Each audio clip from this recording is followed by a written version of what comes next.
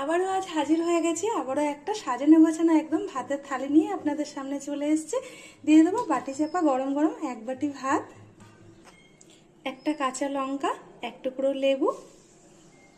প্রথম ভাতে খাওয়ার জন্য দিয়ে দেবো একটু পেঁপে সিদ্ধ, যেটা কাঁচা লঙ্কা, সর্ষে আর সর্ষের তেল আর লবণ দিয়ে মেখে দিয়ে দিয়েছি। এটা কিন্তু খেতে খুবই সুন্দর লাগে, আর পাপড়ির খুব প্রিয়, এমনভাবে পেঁপে সিদ্ধ দিলে ও খুব ভালো খায়। তারপরে দিয়ে দেবো মিষ্টি কুমড়োর খোসা বেটেছিলাম একটুখানি, সেটা একটু দিয়ে দিলাম। তারপরে দিয়ে দেবো আজকে করেছিলাম বেতো শাক বেগুন দিয়ে, আর ছোট্ট ছোট্ট করে আলু কেটে করেছিলাম বেতো শাক, সে একটু দিয়ে দিলাম। আর করেছিলাম কুমড়ো আর আলু আর ছোলা দিয়ে একটু তরকারি করেছিলাম, এটা রুটির সবজি করেছিলাম, সেই একটু দিয়ে দিলাম। কুমড়ো তরকারির মধ্যে ছোলা বাদাম দিলে কিন্তু খুবই সুন্দর লাগে।